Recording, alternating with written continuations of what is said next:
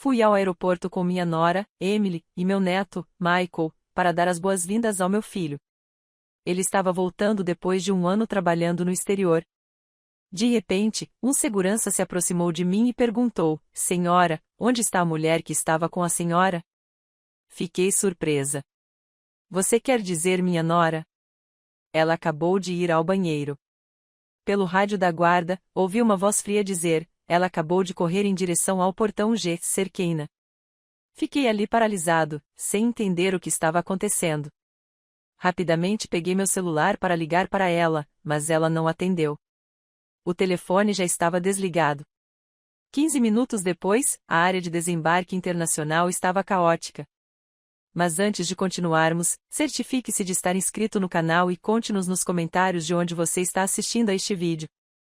Adoraríamos saber até onde nossas histórias de vingança chegam. O barulho do aeroporto me cercava, mas em minha mente apenas um som ecoava, o anúncio de que o voo vindo de Londres havia pousado. Eu estava lá com minha nora Emily e meu neto Michael havia quase uma hora, sentados pacientemente embaixo do enorme painel eletrônico. E então a fila que eu esperava apareceu, brilhando em um verde esperançoso. Exatamente um ano havia se passado desde que me despedi de Daniel, meu filho, quando ele foi trabalhar no exterior, aqui mesmo neste aeroporto. Senti uma alegria difícil de descrever, uma mistura de entusiasmo e nervosismo. Apertei a pequena mão de Michael com força. O menino também me olhou com aqueles olhos grandes cheios de entusiasmo. Vovó, vou ao banheiro rapidinho, disse Emily de repente, com um tom mais apressado que o habitual. Estou me sentindo um pouco mal.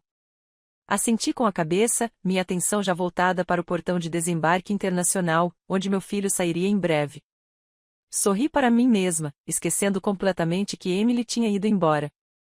Passaram-se cerca de 5 minutos e um homem com uniforme de segurança se aproximou. Ele tinha uma aparência diferente dos funcionários habituais da patrulha. Seu uniforme era mais formal e, sobretudo, seu olhar era penetrante, como se estivesse em uma missão importante. Ele não olhou diretamente para mim. Seus olhos examinaram o local e então ele baixou a voz para fazer uma pergunta inesperada e estranha. Senhora, onde está a mulher que estava com você? Fiquei surpreso e, por reflexo, apontei para o banheiro. Você quer dizer minha nora? Ela acabou de ir ao banheiro. Assim que terminei de falar, um ruído estático saiu do rádio que estava em seu ombro. Então, outra voz foi ouvida, fria e clara, rompendo o ruído do aeroporto. Ela simplesmente correu em direção ao portão G, proceda ao isolamento da área. O policial deu um pulo. Sua expressão mudou completamente, de curiosa para extremamente tensa. Ele assentiu com a cabeça e depois olhou para mim com uma mistura de suspeita e escrutínio. Um arrepio percorreu minha espinha. O que está acontecendo? Com as mãos trêmulas, peguei meu celular e disquei rapidamente o número de Emily. O sinal tocou apenas uma vez antes de ir direto para a caixa postal, como se alguém tivesse desligado o telefone instantaneamente.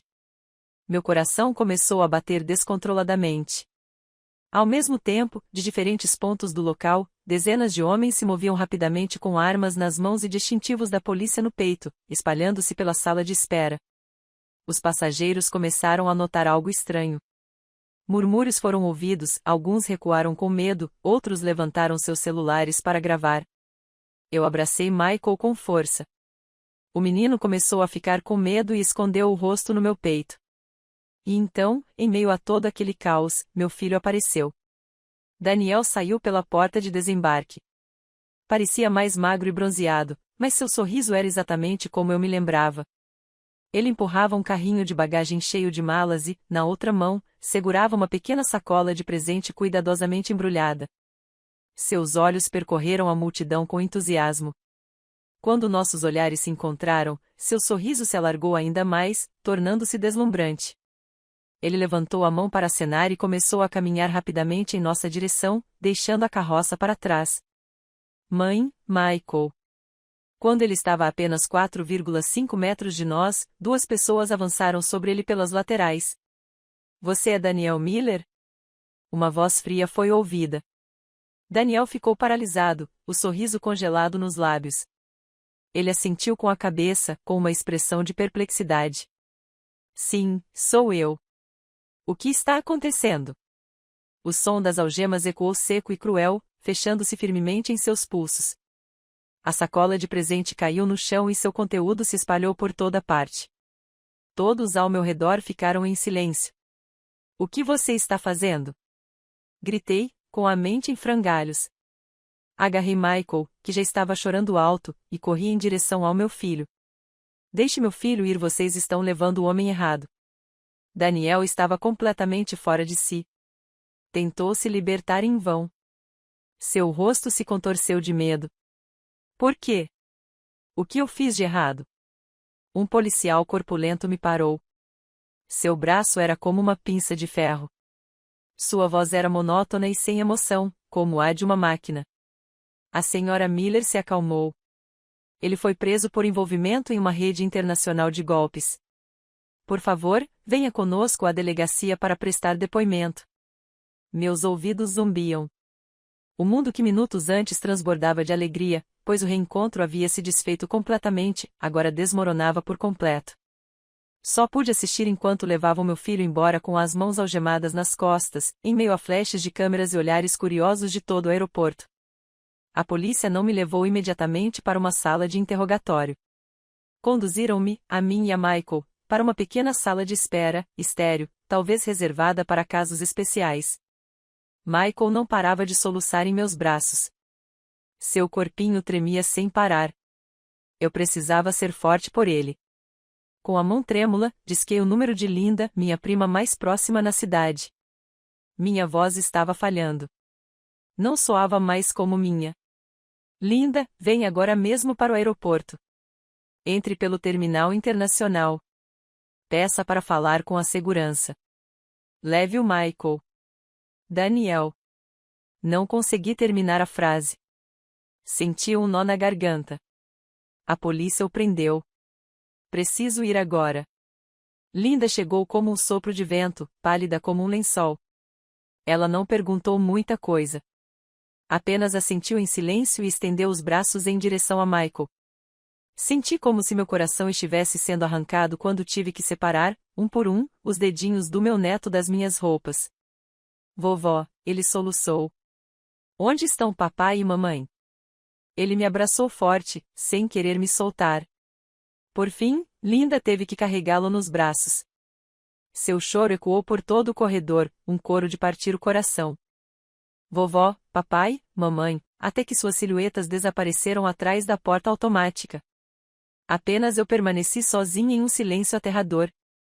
O trajeto até a delegacia foi feito em completo silêncio. O carro seguia pela rodovia, mas eu não conseguia ver nada pela janela. Eles me levaram por um corredor longo e frio, com luzes fluorescentes que projetavam uma luz fraca no piso de azulejos brilhantes. O cheiro de desinfetante e papéis velhos atingiu meu nariz. Sentei-me numa cadeira de plástico duro bem em frente à porta de aço cinza da sala de interrogatório. A porta permaneceu fechada, silenciosa como um túmulo, trancando meu filho e a verdade lá dentro. Uma jovem policial me trouxe um copo d'água. Seus olhos demonstravam compaixão. Assenti com a cabeça em agradecimento. Minha mão fria agarrou o copo de plástico, mas eu não consegui beber. Minha garganta estava seca, sim, mas não era sede de água. Era sede de verdade. Para não enlouquecer enquanto esperava e impedir que as piores imagens invadissem minha mente, forcei-me a pensar, a reconstruir tudo desde o início. Meu nome é Sarah Miller, sou professora de literatura aposentada. Meu marido faleceu há 10 anos. Desde então, meu mundo se resumiu a Daniel e meu neto, Michael. Daniel é um homem nobre, um carpinteiro talentoso, mas ingênuo demais, e Emily, minha nora. Lembro-me claramente do dia em que Daniel Radia nos contou que tinha tido a oportunidade de trabalhar numa grande empresa de mobiliário em Inglaterra. Emily o apoiou imediatamente. Ela o abraçou pelo pescoço, com os olhos brilhando de orgulho. É a melhor oportunidade para ele, mãe. Não se preocupe. Eu vou cuidar de você e do Michael. E por mais de 1 ano, ela cumpriu sua promessa. Emily foi uma nora exemplar. Ela cuidou de mim com dedicação. Ela cuidou de Michael em todas as refeições, em todos os momentos em que ele dormiu. Seu negócio de artesanato estava indo cada vez melhor. Ela era o orgulho de toda a família. Mas agora, sentada nesta cadeira fria, aquelas pequenas lembranças que antes eu considerava insignificantes voltaram à minha mente, nítidas e aterrorizantes. Naquelas noites insones típicas da velhice, eu costumava ouvir o suave deslizar da porta de vidro da varanda. Emily saía para falar ao telefone com alguém. Sua voz era tão baixa que era quase inaudível. Certa vez, uma rajada de vento noturno entreabriu a porta do meu quarto. Consegui ouvir algumas palavras soltas que não pareciam em nada relacionadas a trabalhos manuais. Embalagem limpa. Naquele momento, ignorei, pensando que eram termos de trabalho que eu não entendia. E então começaram a aparecer novos objetos. Uma bolsa de grife que eu sabia que custava o mesmo que minha aposentadoria mensal, óculos de sol caros, um celular de última geração. Sempre que eu perguntava, Emily sorria com aquele sorriso radiante que dissipava qualquer dúvida. É um bônus que a empresa me deu por terminar um projeto especial. Minha mãe até me deu um lenço de seda macio e luxuoso. Você merece, ela me disse. Aquele sorriso, aquelas palavras, agora que me lembro delas, me dão arrepios. E então a lembrança mais nítida, a mais dolorosa, voltou como uma onda gigante.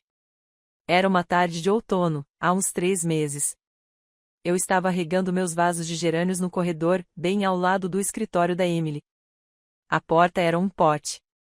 Sua voz podia ser ouvida com total clareza pelo telefone. Uma voz fria e calculista que eu nunca tinha ouvido dela antes. Não, não podemos usar a minha conta. É muito arriscado. Use a do Daniel. Ele está na Inglaterra.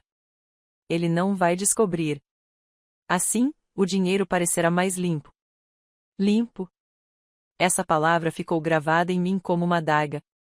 Um arrepio percorreu minha espinha. Minha mão tremia e quase deixei cair o regador. Eu estava prestes a bater na porta para entrar. Mas a covardia sempre me impediu. Pensei, com certeza é algo relacionado a impostos trabalhistas ou algo assim. Estou velho. Não entendo dessas coisas. Não devo desconfiar sem motivo. Não queria que ela ficasse chateada e quebrasse a harmonia familiar. Saí de lá em silêncio, fingindo que não tinha ouvido nada. Sentei-me de repente na cadeira de plástico. O tic-tac do relógio no corredor parecia constante, implacável. A porta da sala de interrogatório permaneceu fechada. O remorso e o medo insuportável apertaram meu peito até me deixarem sem ar. Não é que eu não soubesse. A verdade é que eu escolhi não saber. Tapei os olhos e os ouvidos diante de todos aqueles sinais estranhos, apenas para manter aquela falsa aparência de uma família feliz. E agora meu filho está pagando o preço pela minha covardia. Quase 3 horas se passaram. Eu ainda estava sentada naquela cadeira de plástico dura, com o corpo já dormente. Então, um clique seco quebrou o silêncio. A porta cinza da sala de interrogatório se abriu. Mas quem saiu não foi meu filho. Era um homem de cerca de 50 anos, vestido com um elegante terno, com os cabelos grisalhos perfeitamente penteados. Ele tinha uma testa larga e um olhar penetrante, com a autoridade de alguém acostumado a lidar com segredos terríveis. Ele não se parecia em nada com os policiais uniformizados que eu tinha visto antes. Senhora Miller. Sua voz era grave e calma. Assenti com a cabeça mecanicamente. Eu sou o inspetor-chefe Miller, responsável por este caso. Ele não disse mais nada no corredor. Apenas me fez um sinal para segui-lo até um pequeno escritório próximo. O quarto estava arrumado e tinha uma janela com vista para um pátio interno cinza. Sobre a escrivaninha de madeira escura repousava uma pasta grossa. Na capa, havia uma etiqueta branca com 2 palavras datilografadas, Daniel Miller. Meu coração afundou. O inspetor Miller não hesitou nem fez perguntas educadas e sem sentido. Ele sentou-se, abriu uma pasta e virou-a na minha direção. A primeira página era um diagrama repleto de linhas, caixas e números, como uma teia de aranha gigante. Senhora Miller. Ele começou a apontar com o dedo para uma caixa no centro daquela teia, onde estava o nome do meu filho. Nos últimos 14 meses, a conta bancária em nome do seu filho, Daniel Miller, recebeu um total de mais de $2 milhões provenientes de 47 contas diferentes em toda a Europa. $2 milhões. Esse número foi como um raio que me partiu ao meio. Balancei a cabeça negativamente com a boca aberta, mas não consegui pronunciar uma palavra.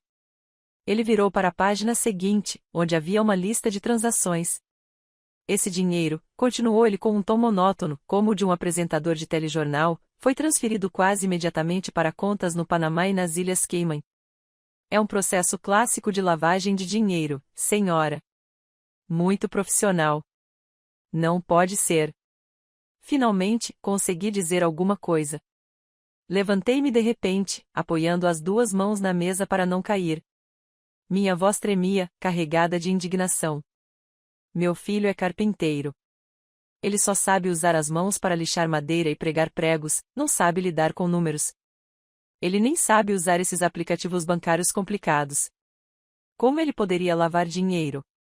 Você está enganado. Deve haver algum engano. O inspetor Miller olhou para mim com um brilho de compaixão nos olhos, mas sua voz permaneceu firme como aço. Lamentamos muito, senhora, mas todas as evidências materiais apontam em uma única direção. Ele virou a página para outra folha onde havia uma digitalização de um contrato de abertura de conta comercial. Esta assinatura, ele apontou para a linha no final, é do seu filho, certo? Era a assinatura de Daniel. As letras inclinadas para a direita, inconfundíveis. Todos os documentos de abertura de conta e todas as autorizações para transferências internacionais contêm a assinatura de Daniel Miller. Deixei-me cair de volta na cadeira, sem forças, como se algo tivesse me esvaziado por dentro. Olhei para ele quase implorando. Por favor, deixe-me vê-lo por apenas 5 minutos. Preciso ouvir isso da boca dele. O inspetor Miller hesitou por um instante. Ele olhou para meus olhos desesperados. Então ele suspirou e assentiu com a cabeça. Eles me levaram para outra área do prédio, atravessando corredores com balcões refrigerados. O som dos passos do policial que me acompanhava ecoava no chão de concreto. Daniel estava sentado em uma pequena sala vazia. Havia apenas uma mesa de metal parafusada ao chão e 2 cadeiras. Não havia janelas. Ele não estava algemado, mas um policial guardava a porta do lado de fora, seu corpo enorme bloqueando quase toda a janela de vidro. Quando entrei, Daniel olhou para cima. Seu rosto estava pálido, sem uma gota de sangue, e seus olhos estavam vermelhos e inchados. As roupas que ele usará no aeroporto, escolhidas com tanta animação para rever a família, agora estavam amassadas e desalinhadas. Sentei-me à sua frente, tremendo, e peguei em suas mãos frias. Daniel, sussurrei. O que aconteceu? Conte-me a verdade. Daniel olhou para mim, com os olhos cheios de lágrimas. Sua voz tremia de vergonha. Emily, era Emily, mãe. Ele começou a contar o que ela dizia.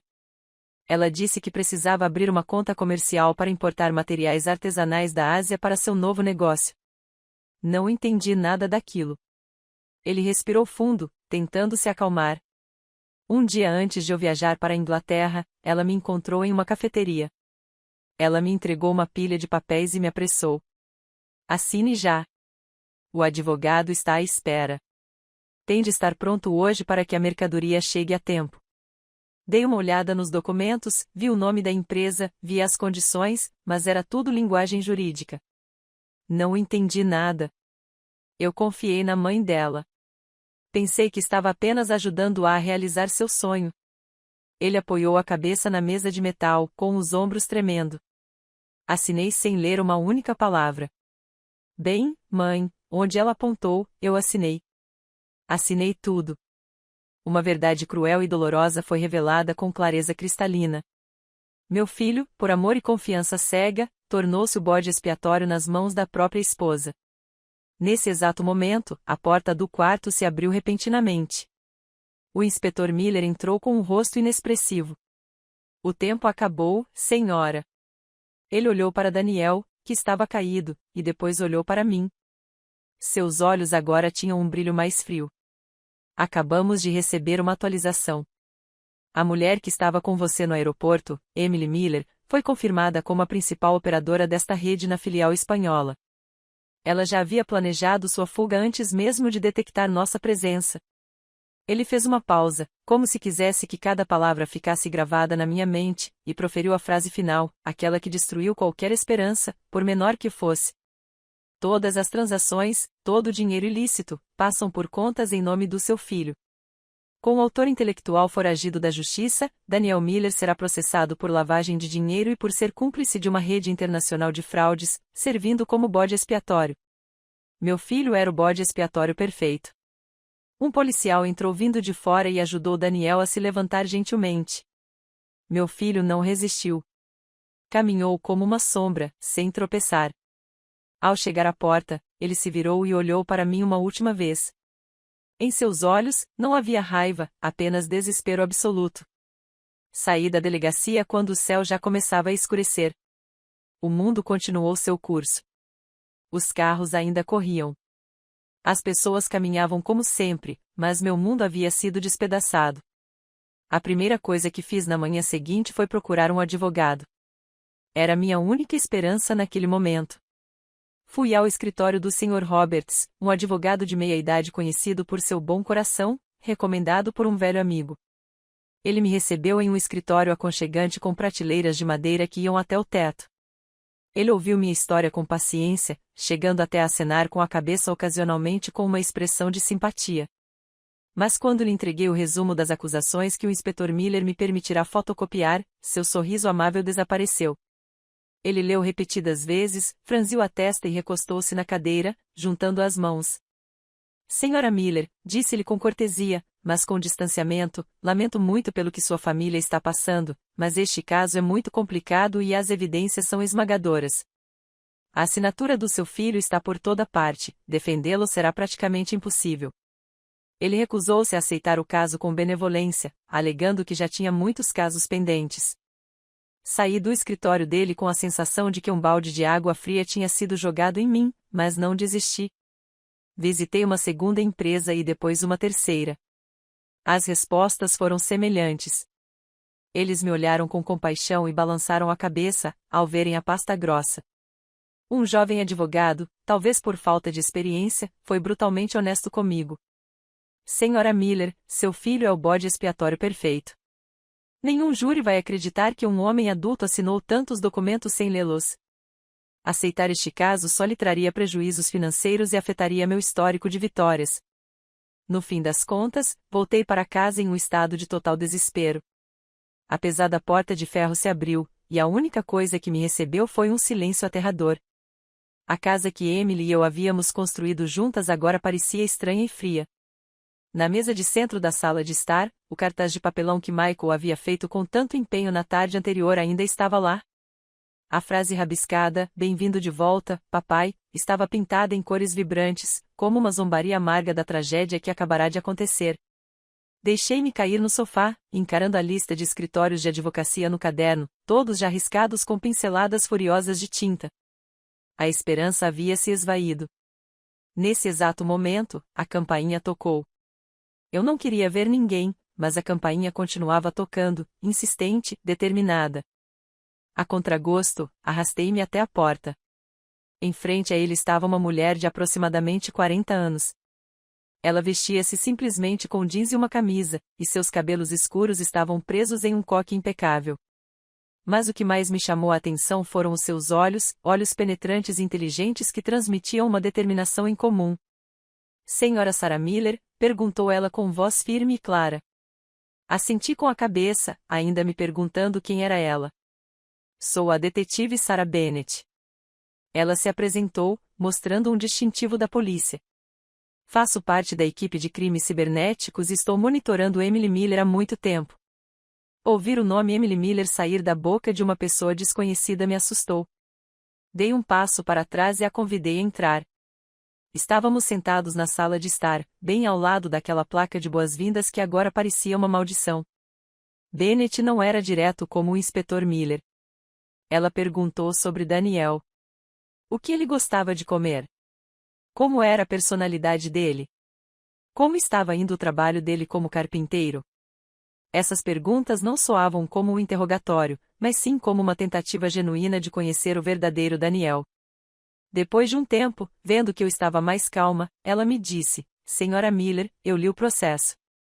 Minha experiência me diz que os líderes dessas organizações nunca sujam as mãos. Eles sempre escolhem alguém com ficha limpa, alguém confiável e, principalmente, com pouco conhecimento financeiro para usar como testa de ferro. Ela fez uma pausa e olhou-me diretamente nos olhos. Seu filho se encaixa perfeitamente nessa descrição. Ela sustentou meu olhar, querendo transmitir confiança. Acredito na inocência de Daniel, mas a crença de um policial como eu não vale nada em um tribunal. Precisamos de provas, provas concretas. Pela primeira vez em 2 dias, uma pequena e frágil faísca de esperança brilhou na minha escuridão. Mas o que podemos fazer? Emily fugiu. Ela apagou todos os rastros. Ela saiu com muita pressa, disse Bennett firmemente, sem sombra de dúvida. Pessoas como a Emily são arrogantes. Elas acham que são mais espertas que todo mundo, que apagaram tudo, mas geralmente deixam pequenos erros onde se sentem mais seguras, bem aqui nesta casa. Ela se levantou, lançando um olhar ao redor da sala de estar com os olhos analíticos de uma investigadora examinando a cena. Não posso solicitar um mandado de busca oficial porque não temos fundamentos legais suficientes. Todas as evidências superficiais apontam contra seu filho. Mas ela se virou para mim. Com sua permissão, podemos investigar por conta própria. Coopere comigo, senhora, para que haja justiça para Daniel. Justiça para Daniel. Essas palavras percorreram meu corpo exausto como uma corrente elétrica. Assenti com a cabeça sem hesitar. Minha voz recuperou a força. O que você quer que eu faça? O olhar do detetive Bennett pousou no corredor que dava acesso aos quartos e ao escritório nos fundos da casa. Durante o tempo em que morou aqui, havia algum lugar que Emily considerava seu território? Um espaço onde nem você costumava entrar? Não precisei pensar nem por um segundo. O estudo dela. Respondi imediatamente. Ela sempre mantinha a porta trancada. Dizia que precisava de silêncio absoluto para criar. Bennett acenou com a cabeça, com um sorriso quase imperceptível nos lábios. Então começaremos por aí. Eu conduzi o detetive Bennett pelo corredor. A porta de carvalho do escritório se erguia imponente no final do corredor. Por hábito, estendi a mão para girar a maçaneta de latão. Estava completamente travada. Não se moveu nem um pouco. É sempre assim, sussurrei. Bennett não hesitou. Deixou a bolsa no chão. Ela tirou de dentro um pequeno estojo de couro com mecanismos muito profissionais. Ao abri-la, várias ferramentas de metal finas e brilhantes apareceram. Ela olhou para mim de soslaio, percebeu a surpresa nos meus olhos e sorriu discretamente. É uma habilidade extra que todo investigador deveria ter. Às vezes, a justiça está por trás de uma porta trancada. Ela se ajoelhou e começou a trabalhar rápida e silenciosamente. Ouviu-se apenas o clique suave do metal dentro da fechadura. Prendi a respiração, com o coração disparado no peito. Menos de um minuto depois, ouviu-se um pequeno clique, um som fraco, mas absolutamente definitivo. A porta abriu-se ligeiramente. Bennett empurrou a porta e entrou, e eu a segui. Uma lufada de ar frio, com cheiro de papel novo e aromatizador de ambientes caro, nos recebeu imediatamente. O quarto surgiu diante dos meus olhos como prova da meticulosidade obsessiva de Emily. Tudo estava organizado a ponto de parecer estéril. A escrivaninha de Nogueira brilhava sem um único grão de poeira. O laptop fechou com precisão. Os livros estavam alinhados de acordo com a cor da lombada, do branco ao preto, como um arco-íris sem vida. Aquela ordem clínica contrastava brutalmente com o caos que se instaurara na minha vida naquele momento, e isso me causou arrepios. Bennett calçou umas luvas de borracha e me passou um par. Senhora Miller, a senhora mora aqui. A senhora sabe melhor do que eu como Emily organizou tudo. Procure por qualquer coisa que pareça fora do lugar. Qualquer objeto que não se encaixe. Iniciamos a busca em silêncio. Fui até a estante, verificando os livros um por um, na esperança de encontrar algo escondido dentro de uma folha, um cartão de memória. Mas não havia nada além de livros de arte, design e negócios. Bennett, por outro lado, concentrou-se na escrivaninha, o coração da sala. Ela abriu cada gaveta metodicamente. A primeira caixa estava repleta de artigos de escritório de luxo, canetas tinteiro banhadas a ouro e blocos de notas com o logotipo da empresa de Emily. O segundo continha contratos, documentos comerciais legais, a fachada perfeita de uma empresária de sucesso. Aproximei-me do arquivo de aço pintado de branco que estava no canto. Abri a gaveta de cima. Não havia papéis dentro, mas vários álbuns de fotos encapados em couro. Por curiosidade, abri uma. Senti um frio na espinha. Eram fotos do casamento de Daniel e Emily. O sorriso radiante do meu filho ao lado da mulher que o colocou na prisão. Na página seguinte, uma imagem de Michael newborn, pequeno e vermelho nos braços de sua mãe. Emily guardava essas memórias com esmero, como se realmente fizesse parte daquela família. Ou talvez fosse apenas mais um fragmento de sua fachada perfeita. Venha ver isto. A voz de Bennett me despertou do meu devaneio. Ela estava verificando a gaveta debaixo da escrivaninha. Estava quase vazia. Havia apenas alguns clipes de papel, mas ela não estava olhando o conteúdo. Em vez disso, ela batia levemente com os dedos no fundo da gaveta. O som era mais grave e denso do que nas outras partes. Algo estava errado. Ela pegou uma ferramenta fina, parecida com um cortador. Deslizou habilmente ao longo da borda do fundo de madeira prensada. Ela levantou com cuidado. A tampa abriu, revelando um compartimento secreto por baixo. E ali, no meio daquele espaço escuro, havia uma pequena bolsa de veludo preto. Bennett levantou-o com cuidado, colocou-o sobre a mesa e despejou delicadamente o seu conteúdo. Senti meu coração parar. Cada objeto que surgia sob a luz parecia um fragmento de um pesadelo. 5 celulares baratos, do tipo básico que só serve para fazer ligações, sem acesso à internet. O tipo de celular que os criminosos costumam usar e descartar. Dezenas de cartões SIM cuidadosamente embalados em pequenos sacos plásticos com fecho zip. Em cada sacola, a caligrafia impecável de Emily trazia o nome de um país. Alemanha, França, Inglaterra, Itália e 2 cadernos idênticos de couro preto. Minha mão enluvada tremia enquanto eu pegava um. Abri a primeira página. Dentro havia linhas escritas à mão por Emily com caligrafia delicada e perfeitamente ordenada. Uma longa lista de nomes. Elsa Schmidt, 81 anos, Alemanha. Jean-Pierre Logan, 79 anos, França. Maria Rossi, 85 anos, Itália. Ao lado de cada nome, uma longa sequência de números. Bennett olhou por cima do meu ombro, com a voz endurecida pela raiva. Aqui está a lista das vítimas. A maioria tem mais de 70 anos, idosos. Esses números devem ser de contas bancárias ou da quantia de dinheiro roubada delas. No exato momento em que Bennett pegou o segundo caderno para verificá-lo, um envelope grosso que estava entre as páginas caiu no chão. Abaixei-me para pegá-lo. Não estava lacrado. Retirei a pilha de fotos de dentro.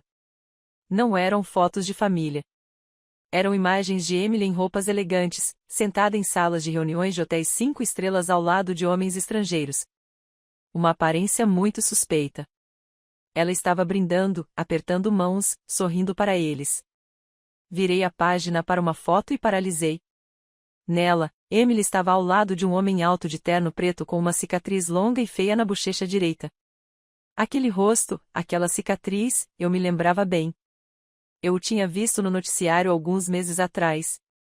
Ele era um golpista internacional intensamente procurado pela Europol. Bennett pegou a foto da minha mão trêmula. Ela observou atentamente o rosto do homem com a cicatriz. Então ela olhou para as outras fotos. Seus olhos brilharam com uma centelha fria e cortante. Isso não só prova que ela está envolvida, disse ela em tom grave. Isso prova que Emily Miller não é uma golpista qualquer. Ela é uma peça-chave, alguém com poder dentro dessa organização. O detetive Bennett colocou cuidadosamente tudo o que encontramos em um saco policial especial lacrado. Preciso levar isso ao laboratório imediatamente, disse ela com voz urgente, porém controlada. Minha equipe analisará os dados dos telefones e dos chips SIM. Levará algum tempo, mas com certeza encontraremos algo. Fique aqui e haja normalmente. Não fale sobre isso com ninguém, nem mesmo com seus entes queridos mais próximos. Sua segurança é o mais importante. Ela saiu tão rápido quanto chegou, me deixando sozinha no quarto de Emily. Fiquei ali parada, sentindo ao mesmo tempo repulsa e alívio. Repulsa pela hipocrisia daquela nora que eu um dia amei. Alívio porque finalmente, depois de tanto desespero, tínhamos algo a que nos agarrar, uma arma com a qual lutar. Comecei a organizar o que tínhamos bagunçado, tentando devolver tudo ao seu lugar original. Recoloquei o fundo da gaveta e alinhei os livros na prateleira. Minha mão deslizou sobre os objetos caros, as decorações refinadas, todos comprados com dinheiro arrancado dos idosos. Senti uma náusea subir pela minha garganta. Depois de terminar, fui até o pátio da frente para respirar um pouco de ar fresco, tentando me livrar daquele cheiro artificial do quarto. A luz do pôr do sol era suave, mas insuficiente para aquecer a alma congelada que eu carregava dentro de mim. Naquele exato momento, vi a senhora Higgins, a vizinha que mora ao lado da minha casa há mais de 20 anos, regando alguns vasos de buganilha em frente à sua varanda. Ao me ver, ela imediatamente largou o regador. Seu rosto demonstrava preocupação. Sarah, meu Deus, finalmente te encontrei. Ouvi dizer. Os vizinhos não param de falar. O que aconteceu com o menino? Com o Daniel. Esta manhã, vi um carro de polícia em frente à casa dele. Ao ver seu rosto bondoso, repleto de gentileza, e aquela preocupação sincera em seus olhos enrugados, a barreira de emoções que eu havia tentado construir desmoronou. Lágrimas brotaram de mim, lágrimas de impotência e medo. Eu disse a ela que Daniel havia sido preso injustamente sob acusações absurdas. Eu apenas omiti os detalhes da investigação secreta do detetive Bennett. A senhora Higgins permaneceu em silêncio, ouvindo atentamente, enquanto suas mãos finas davam leves tapinhas nas minhas costas para me consolar. Quando terminei de falar, ela permaneceu pensativa por um longo tempo, olhando para o vazio. De repente, ela agarrou minha mão, me puxou para perto e baixou a voz como se temesse que alguém pudesse nos ouvir. Sarah me ouviu. Tenho algo para te contar. Talvez te seja útil. Há cerca de 2 semanas, numa noite, não consegui dormir por causa de coisas antigas. Saí para a varanda para tomar um pouco de ar. Eu vi Emily, sua nora, parada no portão conversando com um homem estranho. Ele era alto, e me lembro muito bem que tinha uma longa cicatriz na bochecha. Meu coração começou a disparar no peito. O homem com a cicatriz da foto, a senhora Higgins, continuou a relembrar. Eles falavam em voz baixa, mas como era de manhã cedo e tudo estava em silêncio, consegui ouvir algumas palavras. Eu vi Emily entregar-lhe um envelope grosso e dizer-lhe que a encomenda era para Frankfurt. Ele assentiu com a cabeça e respondeu algo que, não sei porquê, ficou na minha cabeça. A viúva de Lyon já está limpa. Na época, pareceu-me estranho, mas depois esqueci. Agora que você me disse isso, lembrei-me. A janela limpa, murmurei. Essa era a chave, sem dúvida. A viúva de Lyon talvez tenha sido uma vítima, e a limpa deve ser um código para dizer que o golpe foi consumado. Acordei de repente. Lá estava, uma testemunha, alguém que podia confirmar que Emily tinha ligações com o criminoso foragido. Essa foi a peça-chave para destruir a defesa de que Daniel agiu sozinho. Senhora Higgins. Apertei a mão dela com força. Minha voz tremia de emoção. Você poderia me acompanhar até a delegacia? Seu depoimento é crucial. Pode salvar Daniel. Ela não hesitou nem por um segundo. Olhou para mim com firmeza. Claro, querida, pelo Daniel. Eu o amo como a um neto. Corri para casa para pegar as chaves do carro. A senhora Higgins sentou-se no banco do passageiro. Deixamos para trás aquela rua familiar onde tínhamos vivido em paz por tantos anos. Eu dirigia com uma mão enquanto com a outra tentava ligar para Bennett para lhe dar a boa notícia, mas ela não atendeu. Talvez ela estivesse ocupada no laboratório. Decidi ir direto para a estação. Ao entrarmos na avenida principal, um caminhão branco sem logotipo ou placa apareceu repentinamente em uma rua lateral. Disparou como uma fera selvagem, com os faróis apontados diretamente para os meus olhos. Um brilho ofuscante me deixou completamente no escuro. Só consegui ouvir o grito lancinante da senhora Higgins ao meu lado e o som horrível de metal se chocando. Então tudo ficou escuro. Um forte cheiro de desinfetante invadiu meu nariz, penetrante e desagradável. Tentei abrir os olhos. Minha cabeça dói como se estivessem a partindo com um martelo. A luz branca do hospital machuca meus olhos. Estou deitada em uma cama com um soro na veia. Bennett está ao meu lado. Seu rosto está tenso como uma corda. Ela já não possui aquela tranquilidade habitual. Suas roupas normais foram substituídas pelo uniforme de policial. Você acordou, disse ela com voz grave. Você sofreu apenas uma leve concussão e alguns hematomas. Você ficará bem. Senhora Higgins? Perguntei com a garganta seca. Cada palavra doía ao sair. Bennett permaneceu em silêncio por um segundo. Um segundo que pareceu uma eternidade. Ela evitou olhar nos meus olhos. A mulher que estava com você não sobreviveu. Lamentamos muito. O caminhão fugiu. Estamos procurando por ele. Meu mundo desabou novamente. Eu desabei em lágrimas. Lágrimas quentes escorriam pelo meu rosto. Lágrimas de medo, de dor pela perda de um vizinho tão bom e de uma raiva insuportável. Entre soluços, contei a Bennett o que a senhora Higgins me havia dito sobre o homem com a cicatriz, sobre o pacote e a viúva de Leon. Bennett colocou uma mão firme no meu ombro, dando-me força com aquele gesto simples. Senhora Miller, agora a senhora entende? Eles não se limitam a aplicar golpes. Estão dispostos a matar para silenciar aqueles que sabem demais. Essa luta não é mais apenas pelo seu filho. Naquele momento, eu soube que ela tinha razão. O medo que eu sentia se transformou em ódio. Eu não ia desistir. Eu ia lutar por Daniel e pela senhora Higgins, a vizinha corajosa que pagou um preço muito alto por dizer a verdade. Os 2 dias seguintes no hospital pareceram 2 anos. A dor física causada pelos hematomas e a tontura constante não se comparavam ao tormento mental. Bennett vinha com frequência, não apenas para me manter informado sobre a investigação, mas também para garantir minha proteção. Havia sempre um policial à paisana na porta do meu quarto, vigiando dia e noite.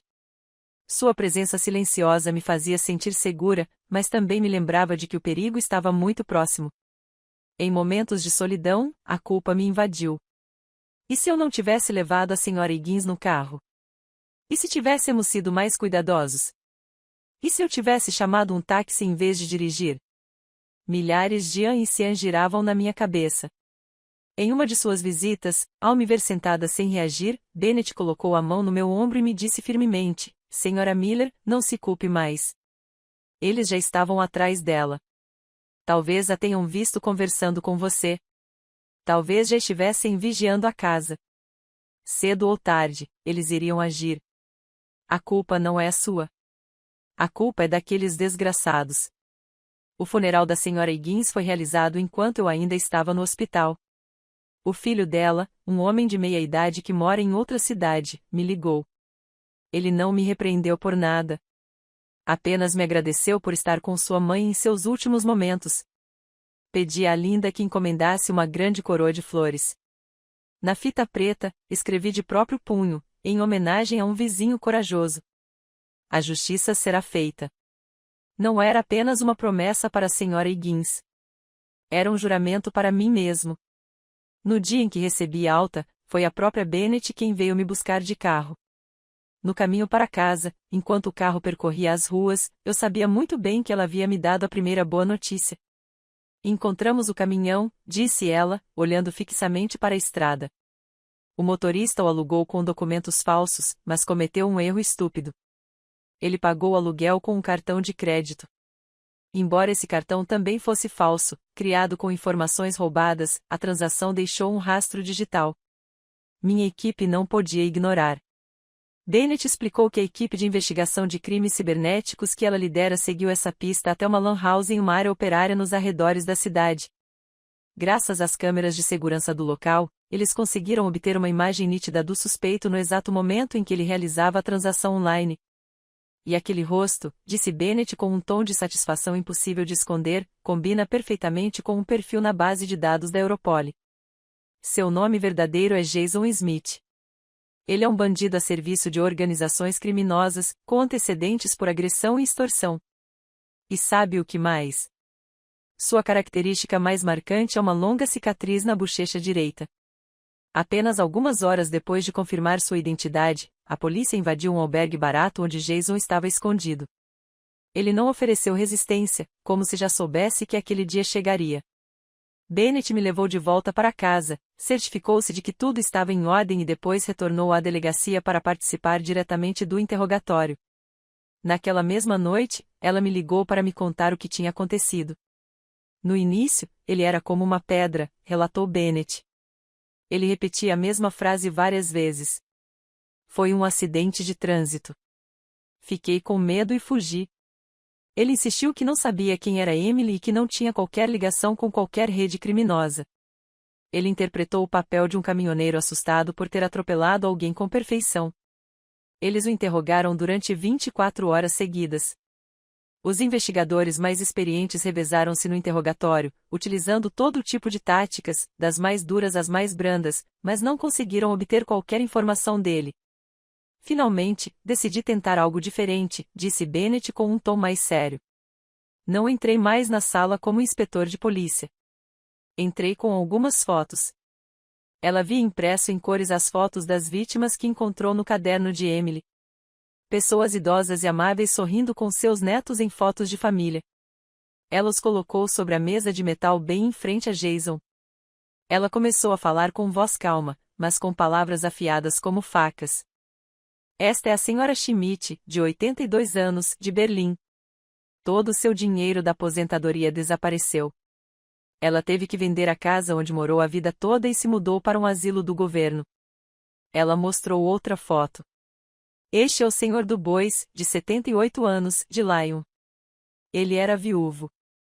Após perceber que havia entregado todos os seus bens a golpistas, ele tirou a própria vida. O viúvo de Lyon sussurrou as palavras da senhora Higgins ao telefone. Bennett prosseguiu. Ela colocou por cima uma foto de retrato da senhora Higgins. E está a senhora Higgins, de 65 anos, uma vizinha gentil. Você a matou apenas por ela ter ouvido uma conversa que não deveria ter ouvido. Ela tinha 3 netos à sua espera em casa. Finalmente, Bennett olhou-o diretamente nos olhos com uma voz gélida. Se você cooperar e delatar o mentor do crime, responderá apenas por homicídio culposo no trânsito e poderá ter sua pena reduzida de acordo com a lei. Caso contrário, garantiremos que você assuma total responsabilidade pela morte da senhora Higgins, sendo acusado de homicídio premeditado, além de uma longa lista de crimes por cumplicidade em fraude. Você vai morrer na prisão, Jason. A pedra começou a rachar. Jason baixou a cabeça em silêncio por um longo tempo. O tic-tac do relógio na sala de interrogatório tornou-se ensurdecedor. Finalmente, ele ergueu os olhos e começou a falar. Ele confessou que havia sido contratado por Emily. Ele era o homem com a cicatriz que a senhora Higgins tinha visto. Inicialmente, eles apenas ordenaram que lhe assustasse para que ela ficasse em silêncio, talvez invadindo sua casa ou danificando seu carro. Mas, ao ver que estávamos dirigindo apressadamente em direção à estação, ele ficou com medo e ligou para Emily. A ordem era para agir com mais força. E então ele revelou a informação mais importante. Um trunfo na manga que ninguém esperava. Emily é muito cautelosa, disse Jason com voz rouca. Ela tem algo que chama de seguro. Um disco rígido externo. Está tudo lá. Uma lista completa de vítimas, gravações de chamadas fraudulentas, esquemas de transferência de dinheiro e, o mais importante, gravações de reuniões internas de toda a rede, onde se ouvem as vozes dos líderes. Ela disse que, se algo lhe acontecesse, isso seria publicado automaticamente. Onde está aquele disco rígido? Perguntou Bennett insistentemente. Jason balançou a cabeça. Não sei, mas ela nunca se separou disso. Era a vida dela. Se você encontrar Emily, encontrará essa motivação. Imediatamente, a equipe técnica de Bennett começou a trabalhar. Eles analisaram as últimas ligações telefônicas que Jason fez antes de ser preso. A maioria era irrelevante, mas havia alguns números não registrados, do tipo descartável, que se comunicavam com ele com muita frequência. Seguindo o sinal fraco de um desses números, eles conseguiram localizar seu último paradeiro, uma casa rural isolada no interior do estado, a quase 1 hora da cidade. Uma equipe especial fortemente armada foi enviada imediatamente. Eles não invadiram de repente, mas estabeleceram um cerco silencioso, cortando todas as rotas de fuga. Bennett me ligou ao amanhecer. Senhora Miller, nós a encontramos. Venha. A senhora merece presenciar isso. Ela mandou um carro me buscar. Não fomos diretamente à casa, mas paramos em um centro de comando móvel. Na verdade, um grande caminhão equipado com telas e tecnologia de ponta estava estacionado a alguns quarteirões do alvo, escondido atrás de algumas árvores. O clima lá dentro era tenso. Os técnicos estavam vidrados nos monitores. Ouviam-se apenas digitações e conversas breves e precisas. Sentada ali, eu conseguia ouvir as batidas aceleradas do meu coração. O pesadelo de tantos dias estava prestes a terminar. Bennett me passou uns fones de ouvido. Interceptamos o sinal de celular dentro da casa. Escute. Com as mãos trêmulas, eu as coloquei. Após alguns segundos de interferência, ouviu-se uma voz familiar e cortante. Era Emily. Sim, prenderam o Jason, um idiota. Ele se achava forte, mas se revelou um banana. Mas isso não importa. Uma voz masculina respondeu do outro lado, rouca e um tanto nervosa. Emily soltou uma risada sarcástica, que eu conseguia imaginar perfeitamente sem precisar vê-la. Não se preocupe. Tudo está em nome do meu marido, Daniel. Ele é um imbecil apaixonado. Basta algumas lágrimas falsas para que ele acredite em tudo. Agora ele está na prisão por minha causa, carregando todos os crimes que eu lhe imputo. Que a polícia revire o país inteiro. Eles não vão me encontrar. O disco rígido ainda está aqui, completamente intacto. É a nossa vida. Um imbecil apaixonado. Essa frase foi como uma facada direto no coração. Cerrei os punhos com força. Minhas unhas cravaram na minha pele. A raiva me invadiu completamente, consumindo qualquer vestígio de medo. Aquela bruxa não só destruiu a vida do meu filho, como também pisoteou o amor e a confiança dele da maneira mais cruel. Bennett olhou para mim de soslaio, percebendo a chama nos meus olhos. Seu olhar se iluminou. Ela não disse nada. Apenas acenou silenciosamente com a cabeça para o líder da equipe tática ao seu lado. Pelo rádio, ouvi a ordem com uma voz fria e determinada. Todas as unidades, agir. Na tela principal, a imagem de um drone sobrevoando a casa apareceu com clareza. Vi sombras vestidas com trajes táticos movendo-se rapidamente como fantasmas, cercando a casa por todos os lados. Eles são os fantasmas da justiça. A porta da frente foi arrombada. Ouviram-se os gritos desesperados de Emily. Ouvi alguns sons de coisas quebrando. Tudo aconteceu em menos de um minuto, rápido e eficaz. O comandante informou pelo rádio, com voz impassível, alvo controlado. Foram encontrados um disco rígido externo e vários telefones celulares. Zona isolada. Eles trouxeram Emily com as mãos algemadas nas costas. Ela já não tinha aquela expressão de superioridade. Seu cabelo estava despenteado. Suas roupas, um desastre. Ao passar em frente ao veículo de comando onde estávamos, seu olhar cruzou por acaso com a janela. Ela me viu. Por um instante, seus olhos se abriram em surpresa, mas imediatamente se encheram de um ódio feroz como o de uma cobra encurralada. Mas ela não disse nada. A polícia a colocou no carro e a levou embora, desaparecendo na escuridão. Apenas algumas horas depois, com as provas irrefutáveis do disco rígido e a gravação de sua confissão, a ordem de libertação de Daniel foi assinada imediatamente.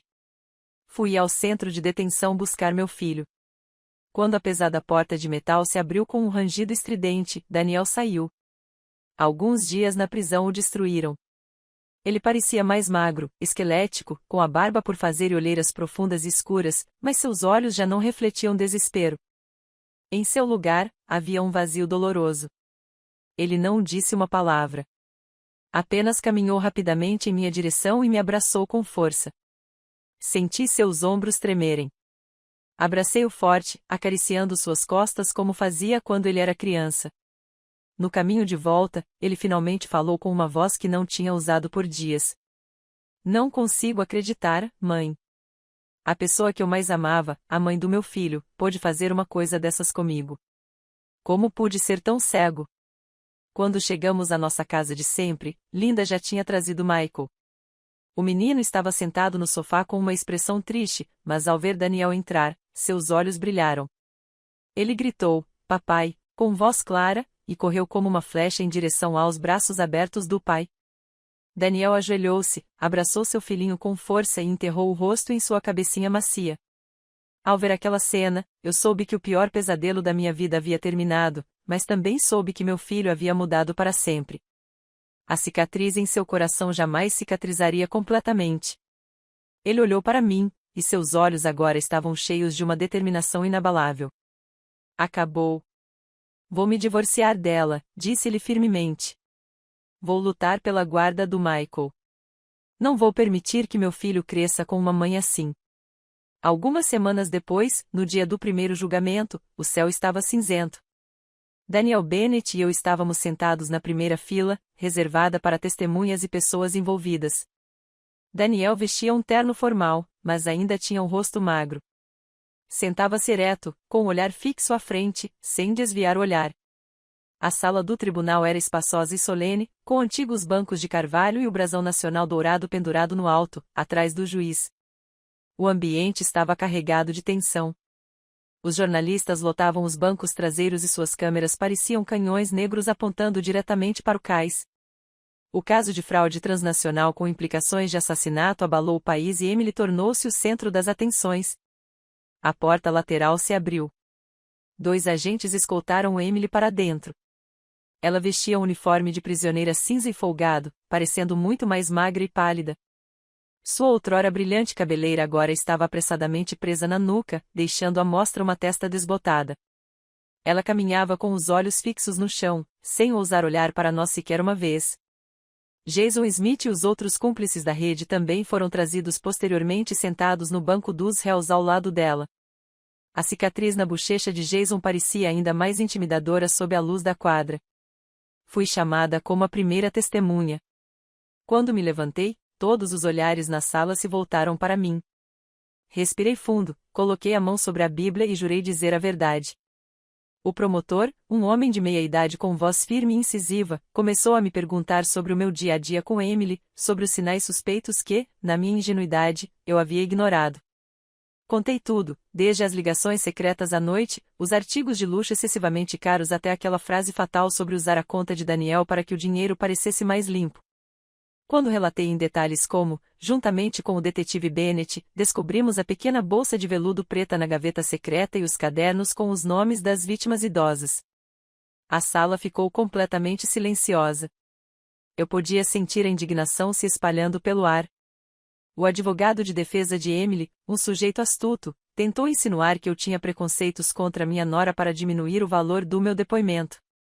Senhora Miller, perguntou ele com um tom insinuante. Não é verdade que você nunca aceitou de fato sua nora, uma mulher jovem, bem-sucedida e independente, e que esse depoimento nada mais é do que uma interpretação exagerada de uma mãe que quer proteger seu filho a todo custo? Olhei-o diretamente nos olhos. Minha voz não tremia mais. Estava firme e segura. Eu amava Emily como uma filha. Sentia orgulho dela. Mas minha imaginação não poderia ter inventado dezenas de cartões SIM de toda a Europa. Nem poderia ter inventado uma lista de idosos que foram enganados até ficarem sem nada. E certamente minha imaginação não poderia ter fabricado as fotos onde ela aparece ao lado de criminosos procurados internacionalmente.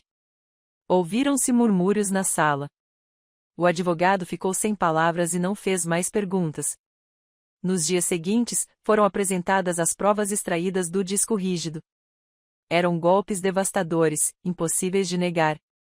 As gravações foram reproduzidas perante o tribunal. A voz arrogante de Emily ecoou pela sala, traindo-a e aos seus cúmplices. Todos prenderam a respiração, ouvindo os planos friamente discutidos para aplicar o golpe, enquanto riam de forma repugnante e se gabavam do dinheiro roubado. Então chegou a vez de Emily. Ela se levantou com sua figura frágil. Todos pensavam que ela negaria tudo, que culparia as circunstâncias, mas não. Em vez disso, ela decidiu confessar tudo. Sua voz era monótona e sem emoção, como se estivesse lendo um relatório sobre a vida de outra pessoa. Ela contou que, 2 anos atrás, após um investimento fracassado em criptomoedas, ficou com uma dívida enorme com investidores oportunistas. Eles ameaçaram ferir não só ela, mas também Daniel e Michael. Foi então, disse ela, enquanto olhava para um ponto perdido, que um parceiro se aproximou de mim. Eles prometeram pagar a dívida e me dar uma vida confortável, com a condição de que eu participasse do projeto deles. Inicialmente, pensei que só ajudaria em algumas transações menores. Em seguida, ela relatou com mais detalhes como eles operavam, como caçavam idosos solitários em redes sociais e fóruns. Criamos sites falsos de sorteios e centros de atendimento ao cliente fictícios. Quando as vítimas ligavam, pedíamos o código OTP do banco para confirmar o prêmio. Assim que a recebemos, a equipe técnica esvaziou suas contas em segundos quando a promotora fez a última pergunta. Por que você escolheu seu próprio marido, Daniel Miller, como bode expiatório? Pela primeira vez, Emily virou a cabeça e olhou para nós. Seu olhar estava vazio, sem um pingo de arrependimento. Porque eu precisava de uma substituta perfeita, disse ela com voz gélida. Alguém com ficha limpa, sem antecedentes criminais. Alguém que mora no exterior para dificultar o rastreamento. E, mais importante ainda, alguém que confiava plenamente em mim, disposto a assinar qualquer coisa que eu lhe desse. Daniel tinha tudo isso. Daniel, sentado ao meu lado, cerrou os punhos com tanta força que seus nós dos dedos ficaram brancos. Coloquei minha mão delicadamente sobre a dele em um gesto de conforto. Após vários dias de julgamento, o tribunal finalmente proferiu seu veredicto. Com semblante sério, o juiz leu a sentença com uma voz que ecoou na sala solene. Emily Miller foi condenada a 25 anos de prisão por múltiplas acusações, incluindo liderar uma organização criminosa de fraude, lavagem de dinheiro, obstrução da justiça e cumplicidade no homicídio culposo da Sra. Higgins. Jason Smith, por ter colaborado com as autoridades, recebeu uma sentença de 10 anos. Os demais cúmplices da rede receberam penas que variam de 5 a 15 anos. A justiça, embora tardia, foi feita. Quando a polícia levou Emily embora, ela passou em frente às nossas fileiras. Daniel se levantou. Seus olhares se cruzaram por um instante. Em seus olhos havia um vazio aterrador. Em meus filhos, não havia mais amor nem dor, apenas um olhar frio e inflexível. A porta do passado se fechou para sempre. Saímos do tribunal. O sol, depois de muitos dias nublados, apareceu de repente, obrigando-me a semicerrar os olhos. A tempestade já havia realmente passado. Poucos meses após o julgamento, vendemos a casa. Não podíamos mais morar lá. Cada canto, cada objeto estava impregnado de memórias, tanto de uma falsa felicidade quanto de uma dor real. O escritório de Emily era como uma cicatriz na casa, e a sala de estar me lembrava do dia em que prenderam Daniel. Aquela casa tinha morrido para nós. Nos mudamos para uma pequena cidade litorânea no Maine, um lugar onde o ar puro tem cheiro de sal e o som constante das ondas pode acalmar qualquer ferida da alma. Compramos uma casinha branca com janelas de caixilharia azul celeste, o mais importante, um pequeno jardim cheio de buganilhas e lavanda. Daniel processou o divórcio rapidamente. Emily, da prisão, não recorreu da sentença nem pediu a guarda da criança. Ela havia cortado todos os laços com o mundo que deixará para trás, afundando na escuridão que ela mesma criará. Meu filho obteve a guarda total de Michael. Com o dinheiro da venda da casa e parte das minhas economias, decidi realizar um sonho que acalentava há anos, abrir uma pequena padaria. Chamei isso de paz porque, depois de todas as tempestades, era a única coisa que desejávamos. Todas as manhãs eu acordo quando ainda está escuro, enquanto toda a cidade ainda dorme. O cheiro de farinha, manteiga, canela e chocolate derretido invade minha pequena cozinha. Medir, amassar, moldar e esperar pelos pães se tornou uma terapia para minha alma. Encontro calma em cada movimento repetitivo, encontro alegria em criar doces que trazem felicidade aos outros. A padaria da paz logo se tornou o lugar favorito dos moradores locais. Desde pescadores que param para comer um croissant quentinho antes de irem para o mar até crianças que correm depois da escola para comprar um biscoito de chocolate. Daniel também começou uma nova vida. Ele não voltou para a Inglaterra. As feridas do coração fizeram com que ele quisesse estar perto de sua família mais do que nunca.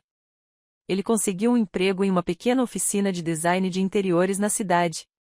Ele não ganhava tanto dinheiro quanto antes, mas aquele emprego deu ao meu filho algo mais valioso: tempo. Todos os dias, às 16h30 em ponto, ele saía da oficina para buscar Michael na escola. Muitas vezes eu os via caminhando juntos na praia, de mãos dadas, construindo enormes castelos de areia e depois observando as ondas os levarem embora. À noite, depois do jantar, ele ensinava Michael com paciência, lendo para ele histórias de cavaleiros valentes e princesas bondosas. Ele desempenhava o papel de pai e mãe de maneira admirável, com todo o seu amor e ternura. Às vezes, em momentos de silêncio, Michael ainda perguntava por sua mãe. As perguntas inocentes de uma criança partiram meu coração. Vovó, onde está minha mãe? Por que ela não volta para mim e para o papai? Daniel nunca mentiu para o filho. Ele o abraçou forte e respondeu com uma voz carinhosa e suave. Filho, a mamãe cometeu um erro e agora está num lugar muito distante tentando consertá-lo. Mas nunca se esqueça disso. Ela te ama muito. Certo domingo, enquanto eu colocava algumas tortinhas de morango frescas na prateleira, um carro de família parou em frente à padaria. Bennett saiu do veículo. Ela não estava mais vestindo o uniforme da polícia, apenas um vestido floral simples.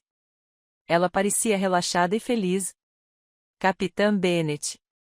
Sorri de alegria e corri para abraçá-la. Após solucionar um caso importante, ela foi promovida. Ela trouxe de presente para Michael uma linda maquete de um navio pirata. Sentamo-nos no pequeno jardim atrás da padaria, sob uma pérgola coberta de trepadeiras floridas, bebendo café e comendo croissants frescos saídos do forno. A imprensa a havia chamado de heroína. Mas quando mencionei isso, Bennett apenas balançou a cabeça negativamente. A verdadeira heroína é você, Senhora Miller, disse-me ela com um olhar sincero. Se não fosse pela sua fé inabalável em seu filho, se não fosse pela sua coragem em enfrentar o perigo, talvez Daniel ainda estivesse na prisão e Emily ainda estivesse solta por aí, ferindo mais pessoas. Quando Bennett se preparava para ir embora, Daniel e Michael estavam voltando da praia. Ambos tinham alguns grãos de areia no cabelo e a pele bronzeada pelo sol. Michael correu para mostrar a Bennett uma concha brilhante e bonita que acabará de encontrar. Ao ver aquela cena, ao ver o sorriso no rosto do meu filho, um sorriso que já não era forçado, senti uma profunda onda de calor e gratidão preencher minha alma. Naquela noite, depois de fechar a padaria, fiquei na cozinha da família limpando os últimos utensílios de confeitaria. Pela janela, olhei em direção ao jardim. Daniel empurrava o balanço de Michael. A risada clara da criança se misturava com o murmúrio suave do mar ao longe e o aroma persistente de bolos recém-assados. Antes eu acreditava que viver com retidão, amor e confiança era suficiente para proteger aqueles que amamos. Mas a tragédia me ensinou uma lição amarga. Às vezes, a confiança cega é a armadilha que pode arruinar nosso futuro. Optei por permanecer em silêncio diante das minhas suspeitas. Preferi manter a paz a buscar a verdade. E o preço foi que meu filho quase perdeu a vida por depositar sua fé na pessoa errada. Agora entendo que a justiça nem sempre chega sozinha e que a verdade não surge por si só. Devemos sair em busca dele com coragem, sem desistir, mesmo que isso signifique entrar na escuridão e enfrentar os mais implacáveis. A história de vingança que acabei de contar nesta última hora não foi para alimentar o ódio, mas para recuperar a justiça que foi pisoteada em nome do meu filho, do bravo vizinho que caiu e da minha própria consciência. Nunca se cale quando sua intuição lhe disser que algo está errado. Porque, às vezes, agir a tempo pode salvar uma vida inteira. Os nomes e locais desta história foram alterados para proteger a identidade das pessoas envolvidas. Não contamos isso para julgar, mas com a esperança de que alguém ouça e pare para refletir. Quantas mães estão suportando o silêncio dentro de suas próprias casas? Sinceramente, me pergunto, se você estivesse no meu lugar, o que faria? Você se calaria para não causar problemas, ou ousaria enfrentar tudo para recuperar sua voz? Adoraria saber sua opinião sobre esta história de histórias dolorosas ou qualquer sugestão para melhorar nosso conteúdo. Que Deus sempre nos abençoe e tenho a certeza de que a coragem nos conduzirá a dias melhores. Na tela final, deixo para vocês duas das histórias mais queridas do canal. Tenho certeza de que elas vão surpreendê-los.